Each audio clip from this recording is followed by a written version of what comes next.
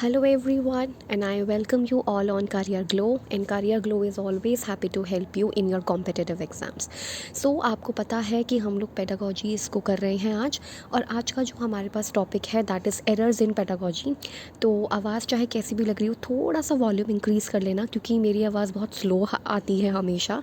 बहुत की कंप्लेंट्स भी आती कि यार इतना धीरे क्यों बोलती है, बट मेरे आसपास जो है ना बहुत ज़्यादा सन्नाटा सा रहता है। विंटर सीज़न आ चुका है और मेरी तबीयत भी बहुत ज़्यादा ख़राब रहती है, तो उसकी वजह से मुझे धीरे बोलना पड़ता है। एनीवेज़, हम लोग टॉपिक पे चलते हैं। तो आज का जो टॉपिक है ना, पहले तो मैं आपको बता देती हूँ, ये टॉपिक है एरर्स के ऊपर। ठीक है, एरर्स का मतलब होता है त्रुटियाँ। ठीक है, क्या लिख देती हूँ मैं, त्रुटियाँ। ठीक है, ये त्रुटियाँ होता है, इसका मतलब है त्रुटियाँ, कि जब आप त्रुटि करते हो, जब आप गलतियाँ करते हो, उसके ऊपर ये टॉपिक है। सो ये जो एरर्स है ना, देखो एरर्स जो है यानी कि त्रुटियाँ, गलतियाँ, मिस्टेक्स जो हैं वो कभी भी हो सकती हैं। किसी भी क्लास में हो सकती है, ईवीएस की क्लास में हो सकती है, मैथ्स की क्लास में हो सकती है, इंग्लिश की क्लास में हो सकती है, एसएसटी की क्लास में हो सकती है, साइंस की क्लास में हो सकती है। मैं इतना ज़्यादा नाम इसलिए ले रही हूँ क्योंकि अगर मैं एक बार ये कह दूँ कि ये जो क्लास है ये सारी पेडागोजीज़ के लिए, तो आप मानोगे नहीं, क्योंकि हमारे सब्जेक्ट का तो नाम आया ही नहीं। इसका मतलब हमारे सब्जेक्ट से रिलेटेड तो बिल्कुल नहीं है, तो ऐसा नहीं है। सारे सब्जेक्ट की पेडागोजी में ये कॉमन टॉपिक है बिल्कुल। जैसे inductive and deductive reasoning common topic है, analytical and synthesize method common topic है। सिमिलरली आपका एरर्स इन पेडागोजी भी कॉमन टॉपिक है। सो एरर्स, क्योंकि बच्चा गलती हर किसी में कर देगा। वो ईवीएस में भी कर सकता है, हिंदी में भी कर सकता है, इंग्लिश में भी कर सकता है, मैथ्स में भी कर सकता है, साइंस में भी कर सकता है। जितने भी सब्जेक्ट हैं अब तक बने हुए, सब में गलतियाँ कर सकता है। तो इसलिए ये वाला जो टॉपिक है वो हर पेडागोजी में आएगा। तो ये सिर्फ मैथ्स पेडागोजी का पार्ट नहीं है, ये सभी पेडागोजीज़ का पार्ट है। अब हम चलते हैं अपने पहले क्वेश्चन के ऊपर, जो है what do we understand by errors. Errors से आप क्या समझते हो, यानी कि गलतियों से आप क्या समझते हो।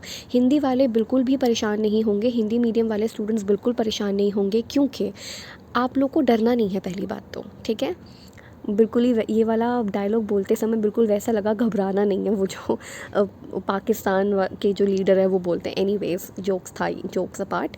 हाँ, तो मैं ये कह रही थी कि what do we understand by errors. Errors यानी कि त्रुटियाँ, गलतियों से आप क्या समझते हो। तो हिंदी में मैं आपको समझाती चली जाऊँगी तो आपको समझ आ जाएगा ऑलरेडी। ऐसा नहीं होगा बिल्कुल भी कि हिंदी में लिखा नहीं है तो हम नहीं पढ़ेंगे, ऐसा नहीं करना है। समझना है जहाँ से इन्फॉर्मेशन मिलती है।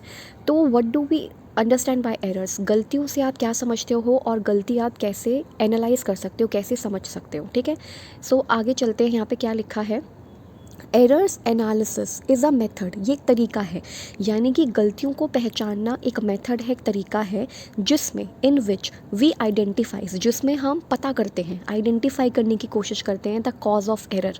यानी कि गलतियाँ हुई हैं तो उसका क्या कारण, क्या है, उसका क्या कारण है, ये पता लगाने की कोशिश करते हैं। इसे हम कहते हैं क्या क्या बोलते हैं इसको, एरर एनालिसिस। तो एरर एनालिसिस करना बहुत ज़्यादा ज़रूरी होता है एक टीचर के लिए, ताकि वो बच्चे की गलतियों को समझ सके कि बच्चा कहाँ गलती कर रहा है, किस तरह की गलती है वो समझ सके। तो इसलिए एरर का एनालिसिस करना एक बहुत इंपॉर्टेंट मेथड है, जिसमें हम आइडेंटिफाई करते हैं कॉज ऑफ एरर। यानी कि कॉज ऑफ एरर मतलब क्या कारण है उन एरर्स का, विच स्टूडेंट्स मेक, जो बच्चा कर रहा है, when they are solving questions, जब वो क्वेश्चंस को सॉल्व करते हैं तो वो एरर क्यों कर रहे हैं, उसका क्या कारण है, ये पता लगाने के लिए एरर का एनालिसिस किया जाता है। When these mistakes are consistent, जब यही मिस्टेक्स है, ये गलतियाँ ना कंसिस्टेंट होती हैं, मतलब बार बार बच्चा वही गलती दोहराता जा रहा है, वो भी रेगुलर बेसिस पे दोहराता जा रहा है गलतियाँ। जैसे कि मैंने आपको बताया था कि प्रैक्टिस करते समय, जो टीचिंग प्रैक्टिस होती है वो करते समय मैंने क्या देखा कि बच्चा वॉज को क्या लिख रहा है, सॉरी 100 को, ठीक है, 100 को बार बार ना वो वॉज लिख देता है। इंग्लिश में ये गलतियाँ कर रहा है। ठीक है, मैथ्स में भी बहुत सारी गलतियाँ होती है। लेट्स से फॉर एग्जांपल, मैं आपको एक एग्जांपल बताती हूँ। जैसे 25 है, ठीक है, प्लस करना है इसको, मान लेते हैं हम यहाँ पे 6 आ जाएगा और यहाँ पे हम 1 ले लेते हैं। बच्चा क्या कर रहा है, 6 + 5 कितना हुआ, 11। उसको ये यहाँ लिखना चाहिए था, ऐसे लिखना चाहिए था। ठीक है, और उसके बाद गिनना चाहिए था 2 3 4, तो कितना आ जाता, ये 41 आ जाता। तो बच्चे ने क्या गलती करी, बच्चा क्या गलती कर रहा है, वो इस चीज़ को ऐसे लिख रहा है और इसको ऐसे लिख रहा है, 311। समझ रहे हो, यानी कि उसको अभी वो वाला कॉन्सेप्ट नहीं पता जिसे हम कहते हैं ना क्या बोलते हैं ऐड करने वाला, आगे वाली वैल्यू में ऐड हो जाता है, वो वाला उसे कॉन्सेप्ट नहीं पता। तो एरर जो है वो तो कहीं पर भी निकल सकता है, ईवीएस हो, मैथ्स हो, कुछ भी हो सकता है, एरर तो कहीं से भी निकल सकते हैं। तो बच्चा अगर ये एरर बार बार कर रहा है, कंटिन्यूसली कर रहा है, so we can conclude that the students have some issues in understanding those concepts. इसका मतलब बच्चा कॉन्सेप्ट को समझ नहीं पा रहा है, तभी वो ऐसी गलतियाँ कर रहा है। या इंग्लिश में कुछ वर्ड्स उसको सिमिलर लगते हैं तो उसको लगता है कि सेम मीनिंग है, लगा देते हैं, तो ये समझ नहीं पा रहा है। इन दिस केस, ऐसे केस में we need to diagnose. Diagnose का मतलब है कि जैसे डॉक्टर हमें डायग्नोस करते हैं वैसे ही हमें उनको भी डायग्नोस करना है कि उनकी दिक्कतें कहाँ हैं। So in this case we need to diagnose those errors. उन एरर को हमने ढूंढ के निकालना है, डायग्नोस करना है those errors and have to understand the problem. और बच्चे की प्रॉब्लम को समझना होगा, उसकी मिसअंडरस्टैंडिंग को समझना होगा, दूर करना होगा। These errors can be factual. अच्छा, ये फैक्ट्स बेस्ड हो सकते हैं। जैसे बच्चा फैक्ट भूल जाए, मान लो कि 2 अक्टूबर को जो है गांधी जी का बर्थडे आता है, ठीक है, उस दिन उनका बर्थडे होता है 2 अक्टूबर को, उस दिन वो जन्म हुआ था उनका। मान लो बच्चा इसको बार बार 4 अक्टूबर लिख रहा है, 4 अक्टूबर बार बार लिख रहा है, दैट मीन्स उसको फैक्ट समझ नहीं आ रहे, तो ये एसएसटी का एरर हो जाएगा, है ना। या फिर ईवीएस में मान लो कोई चैप्टर चल रहा है तो उसका एरर हो जाएगा। तो बच्चा जब फैक्ट को रिकॉल नहीं कर पा रहा है, जैसे फॉर्मूला कुछ और है और लिख कुछ और रहा है वो, तो कभी कभी हो सकता है एरर फैक्चुअल हो, डिफ़िकल्टी इन रिकॉलिंग फॉर्मूला, कोई चीज़ कोई फैक्ट रिकॉल ना आ रहा हो, मतलब याद ही ना आ रहा हो। कॉन्सेप्चुअल हो सकता है, प्रोसीजरल हो सकता है, यानी कि करेक्ट स्टेप बच्चा फॉलो ना कर रहा हो, या फिर सिली कैलकुलेटिव मिस्टेक्स कर रहा हो। कैलकुलेटिव मिस्टेक्स जैसे मैंने अभी आपको बताया ना, 25 प्लस अगर 16 करेंगे तो वो 11 यहीं पर ही लिख दे रहा है, उसको ये आगे शिफ्ट करना है, उसको ये चीज़ पता नहीं है। तो ये क्या है कि बच्चे ऐसे मिस्टेक्स करते हैं, ऐसे कभी कभी सिली कैलकुलेटिव मिस्टेक्स बच्चे कर देते हैं, कभी कॉन्सेप्ट बेस्ड मिस्टेक कर देते हैं, किसी का कुछ में लिखना था, किसी का आंसर कुछ में लिख दिया। प्रोसीजरल मिस्टेक्स यानी कि करेक्ट स्टेप्स को कभी कभी बच्चा फॉलो नहीं कर पाता, जैसे मोस्टली मैथ्स के केसेस में ऐसा होता है। या फिर बच्चा फैक्ट्स को रिकॉल नहीं कर पाता, जैसे 2 अक्टूबर को बर्थडे आता है, भूल गया बच्चा, नहीं याद रहा उसको, या फिर वो ईयर भूल गया, या ईयर में गड़बड़ी कर दी, या कुछ 18 लिखना था उसने 19 लिख दिया, कि मतलब 18 आई डोंट नो, मैं तो भूल भी गई हूँ, 1863 या समथिंग 1868 या ऐसी कुछ में वो बॉर्न हुए थे, जैसे मतलब 18 के टाइम पीरियड में गांधी जी बॉर्न हुए थे, बच्चा उसको बार बार 19 लिख रहा है। तो फिर ये क्या है, ये एक तरीके से देखा जाए तो फैक्ट बेस्ड एरर है, तो ये रिकॉल नहीं कर पा रहा कोई चीज़ को। तो एरर को एनालिसिस करना बहुत ज़रूरी है।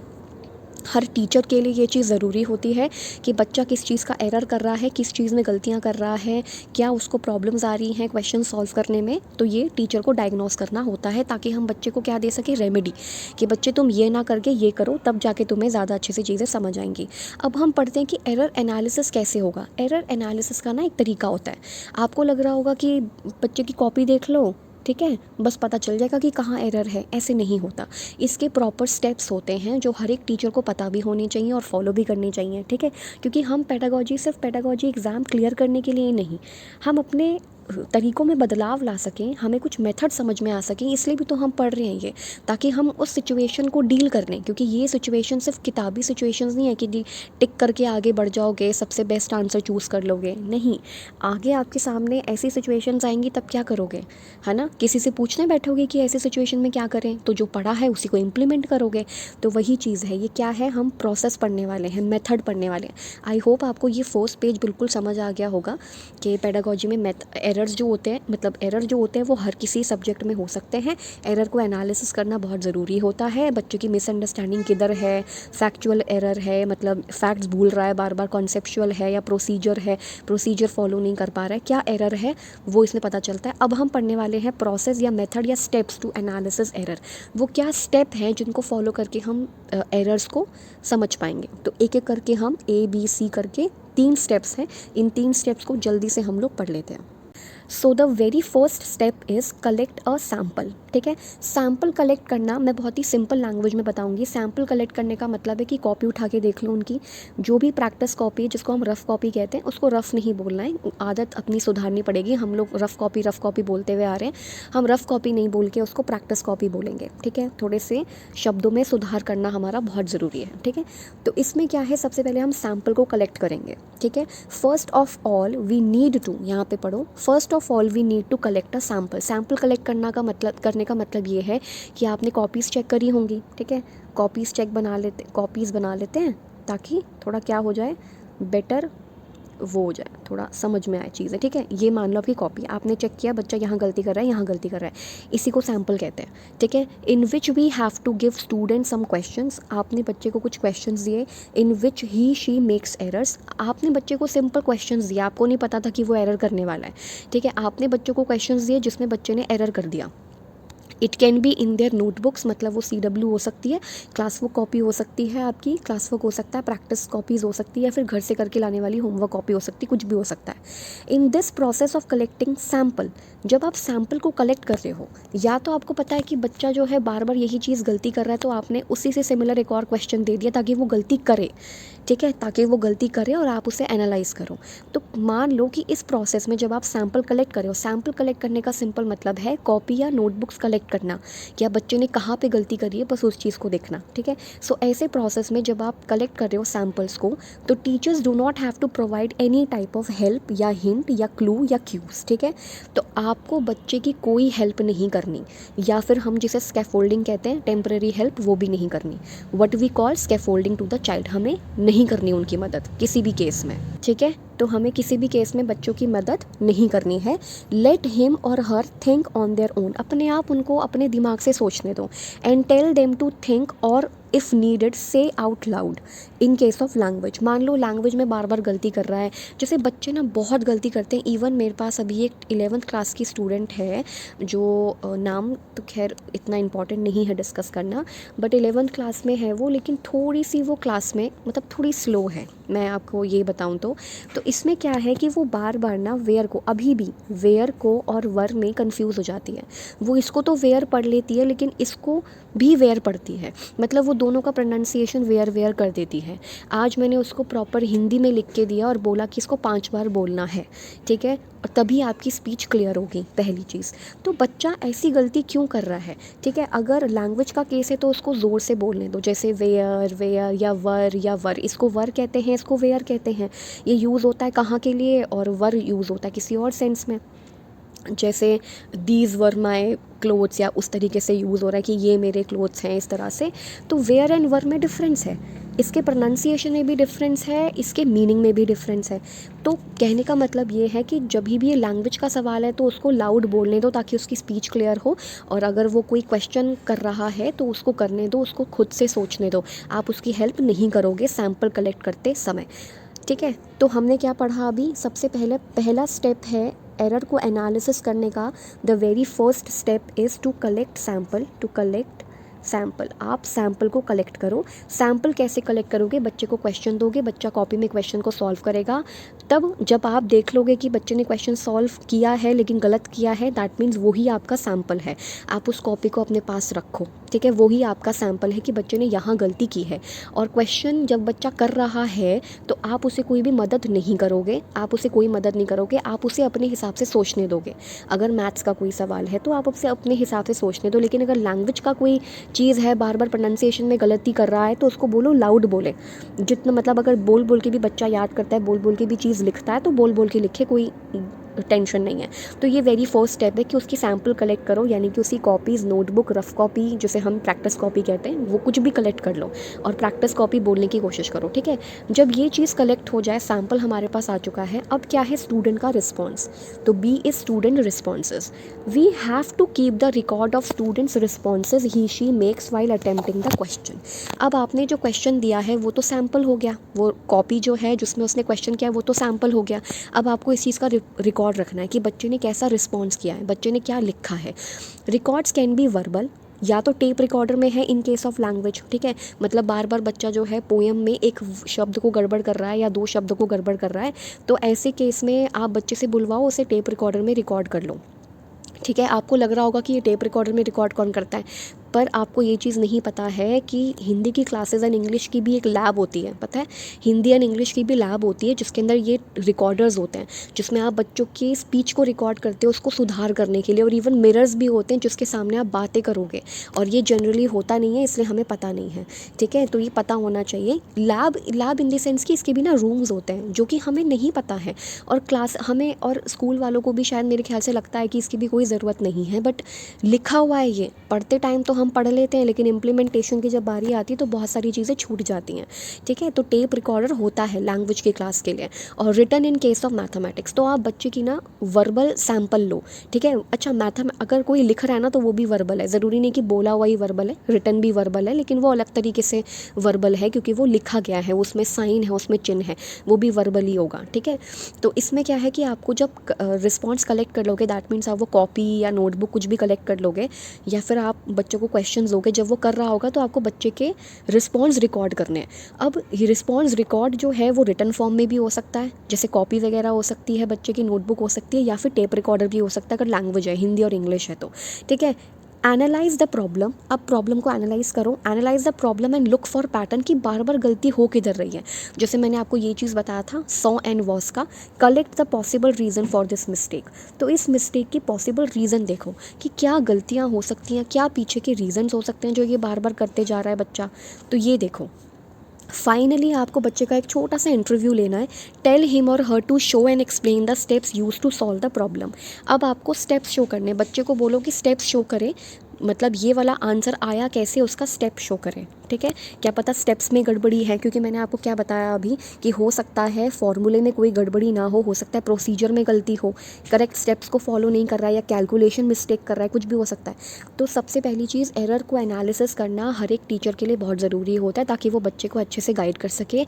ये एरर फैक्ट वाले भी हो सकते हैं कि बच्चा कुछ शब्द भूल रहा है बार बार, कोई टर्मिनोलॉजी भूल रहा है बार बार, है ना। या फिर हो सकता है कि बच्चा कोई मतलब कोई डेट भूल रहा हो या कुछ ऐसा बोल रहा हो। फैक्ट का एरर हो सकता है, प्रोसीजर का एरर हो सकता है जिसमें बच्चा करेक्ट स्टेप्स को फॉलो ना कर रहा हो, या फिर कॉन्सेप्ट बच्चे को नहीं समझ आया, कॉन्सेप्चुअल क्लैरिटी ना हो।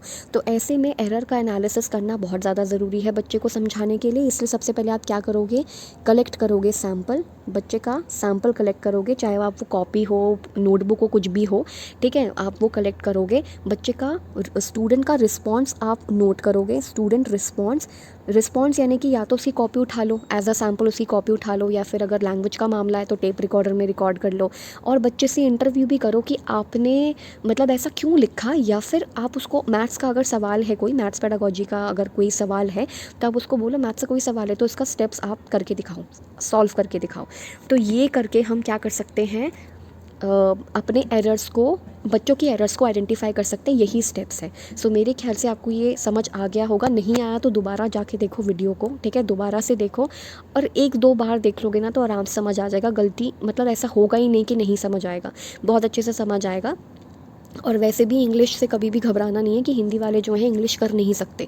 आपको आगे कॉम्पिटिटिव एग्ज़ाम में 20 मार्क्स की या फिर जितने भी मार्क्स की आती है इंग्लिश तो करनी पड़ेगी ना, तो इंग्लिश तो कैसे भी फेस करनी ही पड़ेगी। और आप टीचर हो, आपको बोथ लैंग्वेजेस आनी चाहिए, आपको कहीं पर भी बच्चे को पढ़ाना हो सकता है, समझ गए।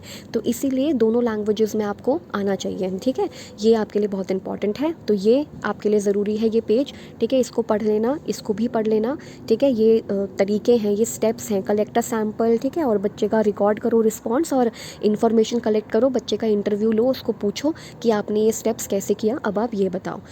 अब जो हम टॉपिक पढ़ने जा रहे हैं वो है why error analysis is important. हमने देख लिया कि एरर क्यों करता है बच्चा, है ना, सैम्पल कलेक्ट कर लिया, बच्चे का रिस्पॉन्स ले लिया, या फिर हमने उनका इंटरव्यू ले लिया, हमने स्टेप्स पूरे कर लिए।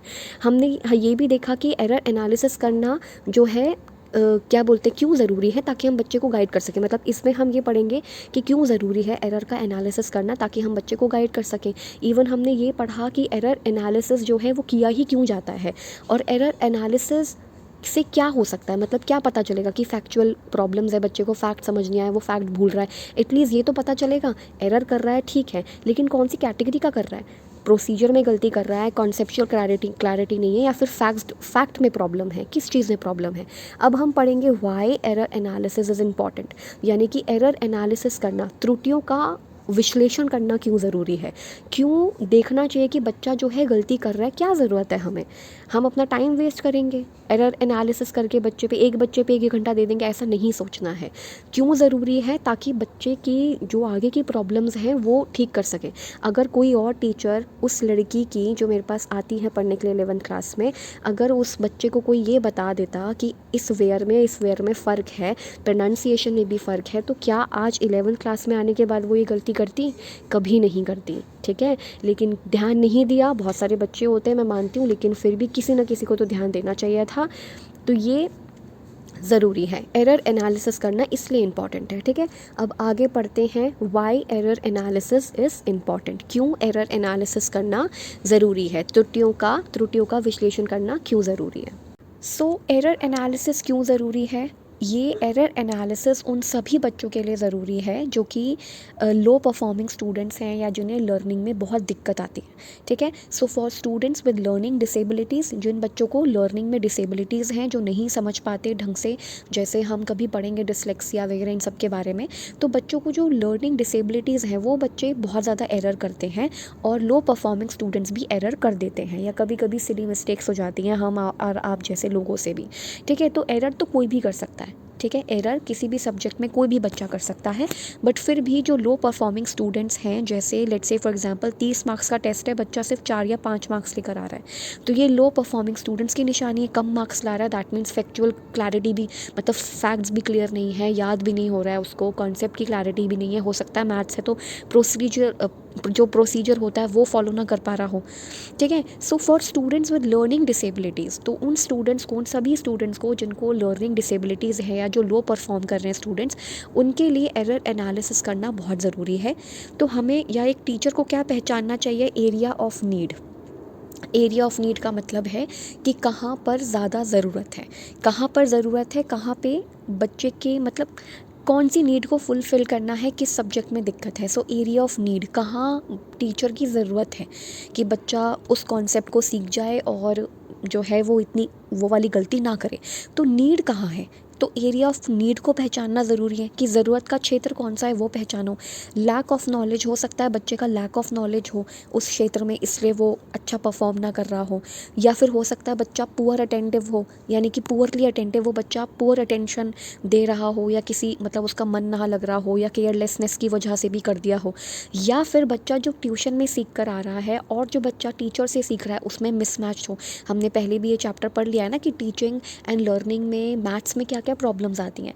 तो जो वो ट्यूशन में सीख रहा है वो मेथड टीचर नहीं करवा रहा है, उसका डिफरेंट मेथड है, तो कभी कभी मिसमैच हो सकता है between students ability and instructions, है ना। कि मतलब मैम जो सिखाने की कोशिश कर रही है, मैम जो इंस्ट्रक्शंस दे रही हैं, बच्चे के अंदर वो क्षमता ही नहीं है कि बच्चा उन जो इंस्ट्रक्शंस है उनको समझ ले, ठीक है। या फिर मैम का जो मेथड है, इन केस ऑफ मैथमेटिक्स मैम का जो मेथड है और बच्चे का जो मेथड है या बच्चा जो सीख रहा है वो थोड़ा सा डिफरेंट हो, है ना। तो कहने का मतलब है कि एरर एनालिसिस करना ज़रूरी है, क्योंकि जो बच्चा लो परफॉर्म करता है या जिसको लर्निंग डिसेबिलिटीज़ है, तो उनके लिए ये बहुत अच्छा है कि अगर आप उनको एरर का एनालिसिस करके बताओगे तो वो चीज़ों को ज़्यादा अच्छे से समझेंगे। तो एरिया ऑफ नीड इंपॉर्टेंट है जानना हर एक टीचर के लिए कि बच्चे को कहाँ पे, कौन से एरिया में, कौन से टॉपिक में प्रॉब्लम है, कौन से सब्जेक्ट में प्रॉब्लम है, कहाँ पे उसकी नॉलेज लैक कर रही है। ऐसा तो नहीं कि उसका पुअर अटेंशन है या फिर वो केयरलेसनेस की वजह से कर रहा है, या फिर टीचर जो समझाना चाह रही है, वो जो इंस्ट्रक्शंस दे रही है, बच्चे की उतनी एबिलिटी ही नहीं है कि वो समझ पाए, तो ये भी प्रॉब्लम हो सकता है। टीचर के लिए ज़रूरी है कि बच्चे को मॉनिटर करें, मॉनिटर स्टूडेंट्स वर्क, बच्चे का काम देखें, होमवर्क जो आपने दिया है आप उसको बार बार नियमित रूप से देखते रहो, रेगुलर वर्क चेक करो उनका, ठीक है, प्रोवाइड करो उनको फीडबैक, ये बहुत ज़रूरी है। फीडबैक मतलब, फीडबैक को हम शायद कहते हैं प्रतिपुष्टि, if I am not wrong, Hindi में शायद यही कहते हैं, एक बार चेक करना पड़ेगा, ठीक है। अगर मैं मतलब अभी गूगल पे जाके अभी तुरंत चेक करो, वीडियो को रोक के अभी चेक करो कि फीडबैक को क्या कहते हैं, क्योंकि मुझे याद नहीं आ रहा है, मुझे लग रहा है ये प्रतिपुष्टि होती है शायद से, प्रतिपुष्टि होती है क्या, आई डोंट नो, मैं भूल गई हूँ हिंदी वाला टर्म। तो वो आप देख लेना, फीडबैक को देखो कि बच्चे को फीडबैक देता है, मतलब कहने का मतलब है कि मैम ने पढ़ाया, उसके बाद चेक किया कोई एरर तो नहीं है, और है तो फिर फीडबैक दिया कि बच्चे आप यहाँ पे गलत हो, ठीक है। तो मॉनिटर करते रहो स्टूडेंट के वर्क को और उसके बाद एक फीडबैक दो, ठीक है। अब यहाँ पे लिखा है identification of student specific errors. देखो जितना आपने पढ़ना था ना वो यहाँ तक पढ़ लिया है, ठीक है, जितना इंपॉर्टेंट था कि एरर एनालिसिस करना क्यों ज़रूरी है, किसके लिए किया जाता है। तो जिन बच्चों को लर्निंग में डिफ़िकल्टीज़ आती हैं, जो डिसेबिलिटीज़ आती हैं लर्निंग में, उन बच्चों के लिए एरर एनालिसिस करना बहुत ज़रूरी है। मतलब उन लोगों के एरर को, उनके काम को एनालिसिस करना ज़रूरी है कि कहीं कोई एरर तो नहीं है। और जो बच्चा लो परफॉर्म कर रहा है उसके भी काम को आपने देखना है।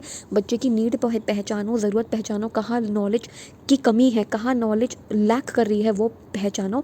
और जहाँ पे भी बच्चे का पुअर अटेंशन है, केयरलेसनेस बिहेवियर है, वो पहचानो। कहीं ऐसा तो नहीं है कि टीचर जो समझाना चाह रहा है बच्चे की उतनी क्षमता ही नहीं है कि वो उसको समझ ले, तो ये भी दिक्कत हो सकती है। और बच्चे के स्टूडेंट के वर्क को हमेशा मॉनिटर करते रहो और हमेशा उसे करेक्टिव यानी कि उसे करेक्ट करने वाले फीडबैक हमेशा देते रहो, ठीक है। अब आगे बढ़ते हैं, लंबी सी लाइन लिखी हुई है, identification of student specific errors. बच्चा ऐसा तो नहीं कि हर जगह एरर करता घूम रहा है, किसी स्पेसिफिक एरिया में, किसी स्पेसिफिक सब्जेक्ट में एरर कर रहा होगा। तो आइडेंटिफाई करो स्टूडेंट के स्पेसिफिक एरर को, वो ज़्यादा ज़रूरी है। Specially important for students with learning disabilities. तो जिन बच्चों को लर्निंग में दिक्कत आती है उनके काम को एनालिसिस करो, या जो लो परफॉर्मिंग स्टूडेंट्स हैं, by pin pointing students error. Pin pointing मतलब आप देखो कि उनके एरर कहाँ हैं, उनको पिन पॉइंट करो, उनको दर्शाओ कि तुम्हारे यहाँ पर एरर्स हैं। The teacher can provide instruction targeted to the students area of need. और बच्चे की जो ज़रूरत है उसे पूरा करते हुए इंस्ट्रक्शंस दो। इंस्ट्रक्शंस का मतलब होता है टीचर उनको इंस्ट्रक्ट कर सकता है कि आप ऐसा करो, आप ऐसा करो, इस वाले प्रोसीजर को यहाँ लेके जाओ, ये आपने स्टेप पहले करना है, ये स्टेप आपने बाद में करना है, इन केस ऑफ मैथमेटिक्स, ठीक है। और अगर कोई लैंग्वेज का मामला है तो उसको आप उस तरीके से हैंडल करो। तो मैम के लिए या टीचर के लिए, हर एक टीचर के लिए ज़रूरी है कि जो बच्चा लो परफॉर्म कर रहा है या जिसको लर्निंग डिसेबिलिटीज़ है, जो समझ नहीं पाता जल्दी से या जो स्लो तरीके से लर्न करता है, उसके एरर को पिन पॉइंट करो और उसकी जो ज़रूरत की चीज़ है जिसमें वो गलत परफॉर्म कर रहा है या अच्छा परफॉर्म नहीं कर रहा, उसे उस एरिया को टारगेट करके इंस्ट्रक्शन दो उस एरिया के लिए, ताकि वो उस एरर को ठीक किया जा सके। ये ज़रूरी है। अब वही चीज़ है, आगे चल रहा है ये, मतलब आगे सेम ही टॉपिक आगे चल रहा है, आगे बढ़ रहा है। सो क्या है इम्पॉर्टेंस, एरर एनालिसिस का इम्पॉर्टेंस क्या है, क्यों ज़रूरी है, ठीक है। अब ये है 1-2 पेजेस, बस ये 2 पेजेस है, कंक्लूजन है, फिर ख़त्म है। वैसे तो जितना इम्पॉर्टेंट चीज़ें पढ़नी थी वो हमने पढ़ ली है, बट ये बस कुछ चीज़ें हैं जो बस ऐसे ही समझाने के लिए लिखी हुई हैं। आगे कंटिन्यू करना चाहते हो तो कर सकते हो, समझ लो एक ही बारी में तो कोई दिक्कत नहीं रहेगी। So importance of error analysis क्या है, generally students who have difficulty learning math. जिन बच्चों को मैथ्स लर्न करने में, लर्न क्या मतलब मैथ समझने में दिक्कत आती है, typically lack important conceptual knowledge. ऐसा कहा जाता है कि उन बच्चों में कॉन्सेप्ट की नॉलेज नहीं पाई जाती या कॉन्सेप्चुअल नॉलेज लैक करती है। कई रीजंस हो सकते हैं इसके। So generally students who have difficulty learning math, तो जिन बच्चों को मैथ समझने में दिक्कत आती है, typically lack important conceptual knowledge, तो उनको कॉन्सेप्ट की नॉलेज नहीं होती कई रीजंस की वजह से।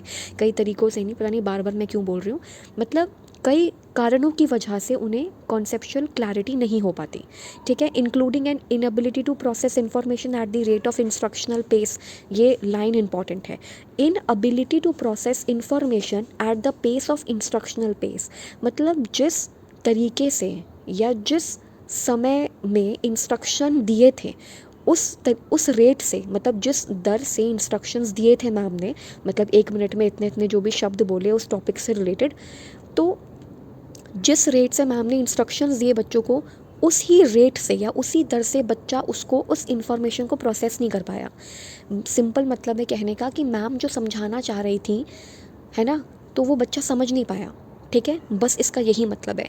Including an inability to process information at the rate of instructional pace, मतलब जिस तरीके से या जिस दर से बच्चे को समझाया जा रहा था वो बच्चा समझ ही नहीं पाया। उसमें उतनी एबिलिटी या उतनी क्षमता ही नहीं है कि आप इतने सारे इंस्ट्रक्शंस देते जा रहे हो, बच्चा उसको प्रोसेस कर ले।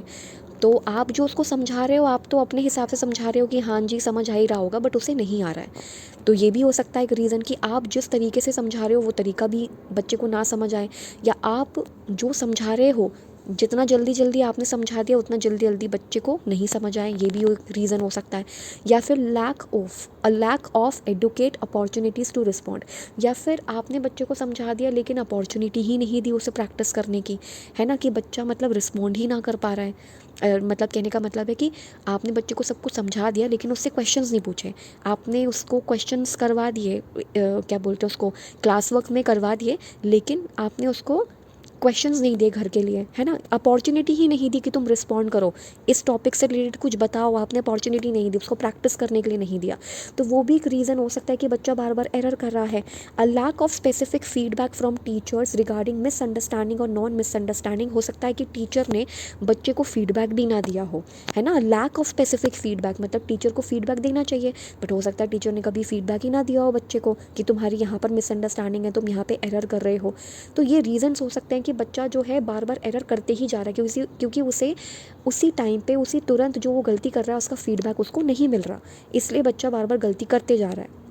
या हो सकता है मैथ्स की एंजाइटी हो, जो हमने पढ़ा था टीचिंग लर्निंग प्रॉब्लम में, तो हो सकता है मैथमेटिक्स से रिलेटेड कोई एंजाइटी हो या डिफ़िकल्टीज़ हो देखने में, मतलब ब्लैक बोर्ड ही ना पढ़ पा रहा हूँ। ब्लैक बोर्ड कभी कभी ऐसा होता है कि आपके आई रेंज से बाहर चला जाता है, आपको धुंधला दिखता है, या लाइटिंग अच्छी नहीं हो तो भी आपको ब्लैक बोर्ड नज़र नहीं आता उस पर क्या लिखा हुआ है, या फिर ऑडिटरी बच्चा सुन ही नहीं पा रहा है ढंग से। तो एरर को एनालिसिस करना इसलिए ज़रूरी है, और बच्चा एरर करता है तो उसके बहुत सारे कारण हो सकते हैं, जैसे कि मैम जो पढ़ा रही हैं बच्चा समझ ना पा रहा हो, या जिस तरीके से मैम समझा रही हैं बच्चा उस तरीके से ना पढ़ पा रहा हो, या जिस दर से मैम बहुत सारी इंस्ट्रक्शंस देती जा रही हो बच्चा इंस्ट्रक्शन को समझ ही ना पा रहा हो, या फिर हो सकता है कि बच्चे को लैक ऑफ रिस्पॉन्ड हो, मतलब बच्चा प्रैक्टिस ही ना कर रहा हो उस चीज़ की, या उसको प्रैक्टिस करने का वो ही ना दिया जा रहा हो, समय ना दिया जा रहा हो, है ना, या फिर उसको तुरंत सही समय पर फीडबैक ना दिया जा रहा हो टीचर्स के थ्रू, या फिर उसको मैथ्स को लेकर के बड़ी एंजाइटी हो, है ना, कुछ मिसअंडरस्टैंडिंग हो मैथ्स के लिए, या फिर उसको दिखाई ना दे रहा हो, या फिर उसको सुनाई ना दे रहा हो, ये भी प्रॉब्लम्स हो सकती हैं। सो आइडेंटिफाइंग स्टूडेंट्स कंसिस्टेंट एरर, इसलिए हमें बच्चे की वो एरर्स को देखना है जो वो बार बार दोहराते जा रहा है, कंसिस्टेंट एरर्स कर रहा है, कंटिन्यूसली एरर कर रहा है, रेगुलर एरर कर रहा है। तो आइडेंटिफाई करो स्टूडेंट्स के कंसिस्टेंट एरर्स, और misconception is the first step to providing remedial और करेक्टिव इंस्ट्रक्शंस। यानी कि आपको क्या देना है, करेक्टिव इंस्ट्रक्शंस देने हैं, मतलब करेक्ट इंस्ट्रक्शंस देने हैं, मतलब जो भी गलतियाँ हो रही हैं बार बार जो भी हो रही हैं तो उसके लिए रेमेडी देनी है, उपचार करना है, बेसिकली ये है। तो करेक्टिव इंस्ट्रक्शंस देने हैं, कोई भी मिसअंडरस्टैंडिंग है, मिसकॉन्सेप्शन है, कॉन्सेप्ट की क्लैरिटी नहीं है, कुछ भी है, बार बार एरर्स जो है वो करते जा रहे हैं, तो उसके लिए करेक्टिव इंस्ट्रक्शंस दो। Teachers can typically identify and describe specific errors, particularly in subtraction problem, मतलब बच्चे को अगर दिक्कत आती है तो सब्सट्रैक्शन में भी आ सकती है, एडिशन में भी आ सकती है, किसी भी चीज़ में आ सकती है। तो एरर्स को एनालिसिस करो, बताओ कि यहाँ गलती है। However the next step selecting appropriate instruction is more challenging. आपने सिर्फ यही नहीं देखना कि बच्चे की यहाँ गलती है, ये भी आपको देखना पड़ेगा कि गलती तो आ गई है, तो वो कौन सा मेथड था जो मैंने यूज़ किया था जिसकी वजह से अभी भी गलती आ रही है, तो अब मैं वो मेथड इस्तेमाल नहीं करूँगा या नहीं करूँगी, और मैं कोई दूसरा मेथड इस्तेमाल करूँगा ताकि बच्चे को समझ आए।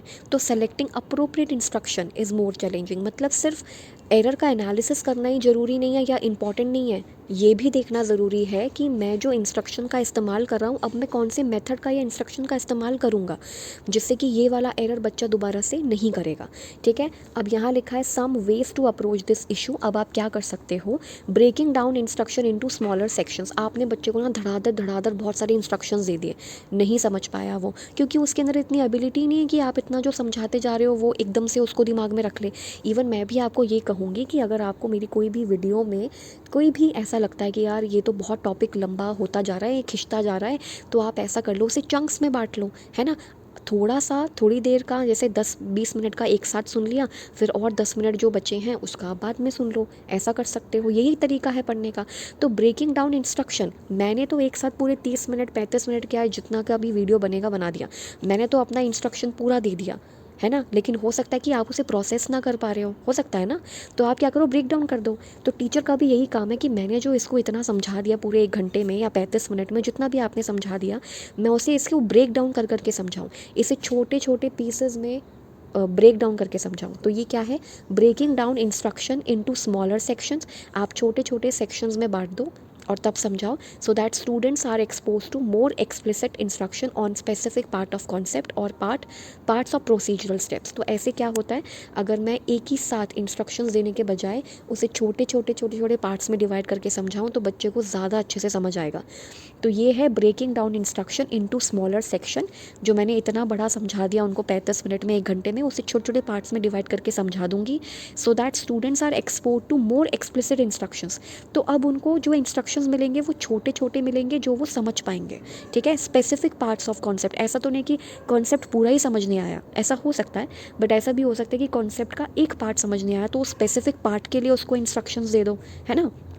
या एक स्टेप अच्छा सा कर रहा है लेकिन सेकंड स्टेप वो अच्छे से परफॉर्म नहीं कर रहा है तो केवल उसी का ही फीडबैक दो, ये भी है। और दूसरा, सिर्फ ऐसा नहीं कि हमारी टीचिंग में प्रॉब्लम है, ज़रूरी नहीं है, हो सकता है टेक्स्ट बुक में कुछ दिक्कत हो।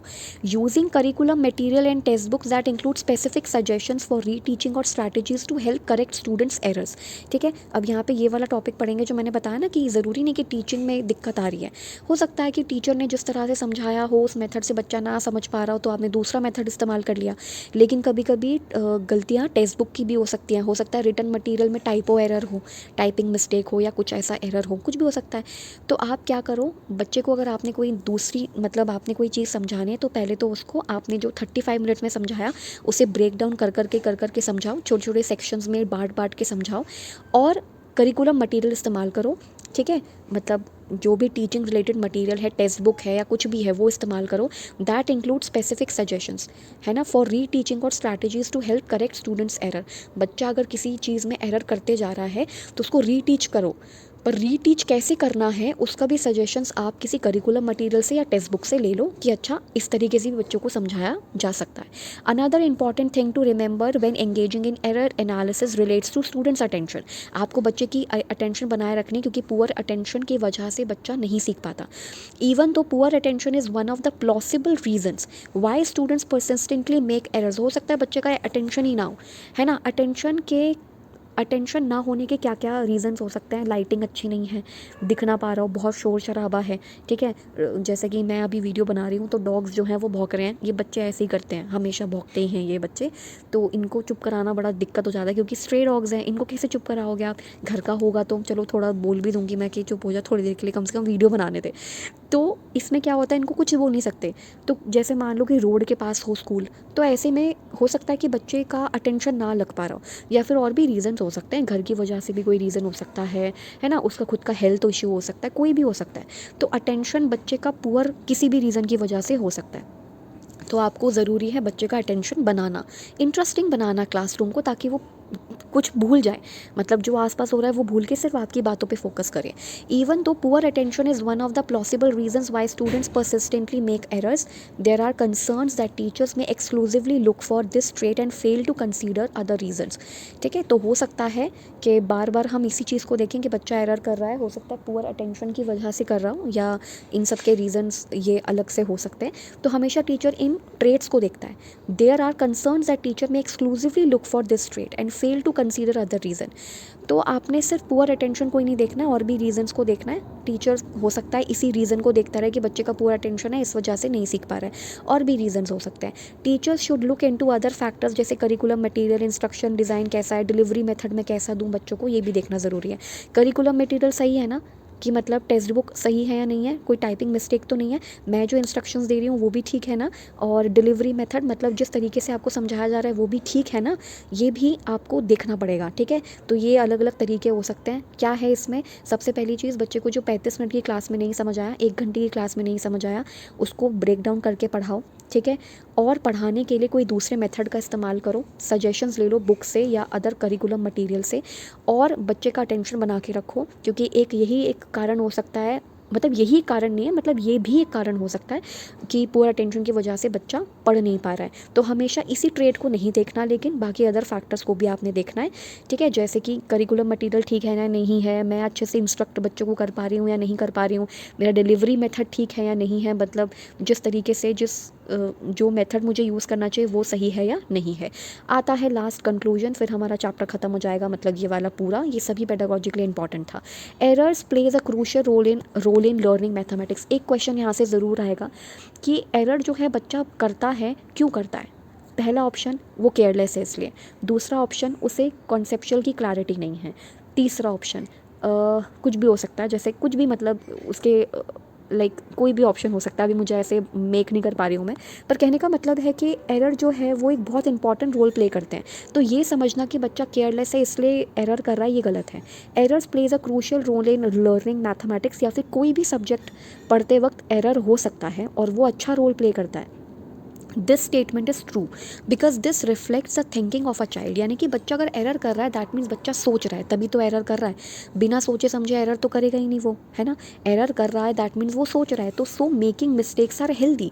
तो मिस्टेक करना मतलब गलतियाँ करना एक हेल्दी है एक तरीके से। मतलब एक अगर कुछ उसमें मिस्टेक कर रहा है उसको ठीक कर दिया जाए, फिर वो बार बार उस चीज़ को ठीक कर रहा है, वो एरर उसमें नहीं आ रहे, तो एरर्स करना या मिस्टेक्स करना हेल्दी है एक तरीके से। वो निशानी है कि बच्चा कर रहा है, प्रैक्टिस कर रहा है, सोच रहा है, तभी तो एरर्स कर पा रहा है वो, है ना। Students learn from their mistakes, और बच्चा अपनी मिस्टेक से ही सीखता है, गलती से सीखता है। Errors are not always careless. ज़रूरी नहीं है कि एरर्स हमेशा केयरलेस हो, क्योंकि ये क्वेश्चन आ रखा है पहले भी कि बच्चा जो है एरर कर रहा है क्यों, क्योंकि वो केयरलेस है इसलिए, ठीक है, या फिर उसको कंसेप्चुअल की क्लैरिटी नहीं है, ऐसा कुछ एक क्वेश्चन आ रखा है, ठीक है। तो आपको पता होना चाहिए कि बच्चा केयरलेस की वजह से नहीं करते हम हमेशा एरर, हो सकता है कोई और रीज़न हो।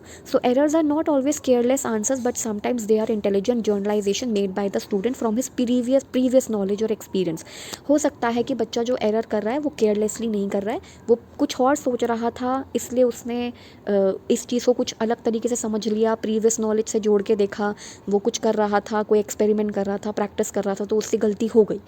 तो गलती करना सही है। So we can use errors as learning opportunity. तो एरर को ऐसे नहीं कि एरर कर दिया, ऐसे कैसे कर दिया, तुम तो बड़े बेवकूफ़ बच्चे हो, ऐसे कभी नहीं बोलना है कि तुम तो कुछ कर ही नहीं सकते, तुम तो एक छोटी सी चीज़ तुम्हें समझ नहीं आ रही, ऐसा नहीं बोलना है। So we can use errors as learning opportunity, बल्कि आप उसको बोलो कि ये गलत हो गया है तो इससे सीखे, इससे लर्न करे, अपॉर्चुनिटी दो लर्न करने की। ये नहीं कि उसको क्रिटिसाइज़ कर दो, हैरास कर दो पूरे क्लास के सामने, ऐसे नहीं करना है। So without any criticism we need to correct their mistake. बिना किसी प्रॉब्लम के, बिना किसी कुछ बोले ज़्यादा उनके मिस्टेक को करेक्ट करो एंड अप्रिशिएट करो अगर वो हर कोई अच्छा काम करता है तो। And appreciate every correct attempt made by a student. अगर बच्चा कोई भी करेक्ट अटेम्प्ट करता है किसी चीज़ को सॉल्व करने का, है ना, या मान लो कि प्रोसीजर में गड़बड़ हो गई, एक स्टेप सही कर दिया, दूसरा तीसरा गलत कर दिया, तब भी अप्रिशिएट करो कि देखो फर्स्ट स्टेप तो सही किया है ना, बस तुम यहाँ पे चूक गए, सेकेंड और थर्ड स्टेप पे, अब इसको ठीक कर लो। तो क्रिटिसाइज़ नहीं करना है कि तुम्हें तो कुछ आएगा ही नहीं कभी भी, ये तो शब्द बोलने ही नहीं है कि तुम तो बहुत ही ज़्यादा केयरलेस हो, या इस तरह से नहीं बोलना है। आपको उसको तुरंत करेक्ट करना है, क्योंकि वो एक सीखने का ज़रिया बन सकता है। अगर आप बिल्कुल ही क्रिटिसाइज़ कर दोगे तो फिर मुझे लगता नहीं है कि कभी वो कुछ सीख भी पाएगा, है ना। वो यही अपने दिमाग में धारणा बना लेगा कि मुझे तो ये कभी आने वाला नहीं है। इसलिए कभी भी ऐसा नहीं करना। अगर गलती करता है तो उसी गलती को एक ज़रिया बनाओ कि अच्छा इसको अब इस गलती से कुछ सीखने को ही मिलेगा, ठीक है। तो ये था कंक्लूजन और ये था हमारा सबसे बड़ा टॉपिक। तो आई होप आपको ये टॉपिक पूरे तरीके से समझ आया होगा। बस आपको क्या करना है, इसको रिवाइज़ करना है और कुछ नहीं। कि पहली बात तो पेडागॉजी में एरर्स होते हैं, मतलब बच्चा जो है एरर करता है। एरर करने के बहुत सारे कारण हो सकते हैं, कॉन्सेप्चुअल हो सकता है, प्रोसीजरल हो सकता है, या फिर फैक्चुअल हो सकता है, कैसा भी एरर हो सकता है।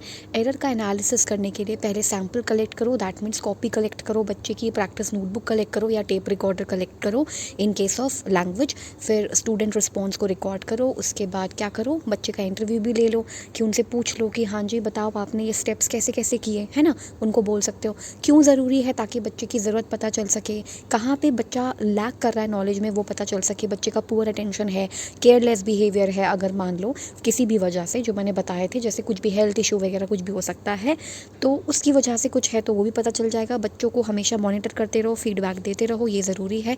यही है इंपॉर्टेंस एरर एनालिसिस का। और ये वाली जो चीज़ें थी, ये कुछ टॉपिक्स थे, मतलब ये कुछ वो थे पेजेस जो बस समझने वाले थे। एक बार समझ लोगे तो कभी टॉपिक्स से अगर कुछ भी क्वेश्चन आ जाए गलत नहीं होगा। और ये था कंक्लूजन कि हमेशा बच्चा गलतियों से सीखता है। गलतियों को कभी भी ऐसे टारगेट मत करो कि जो है बस आप उसको क्रिटिसाइज़ कर दो, ऐसा नहीं करना। बच्चा गलती से सीखता है।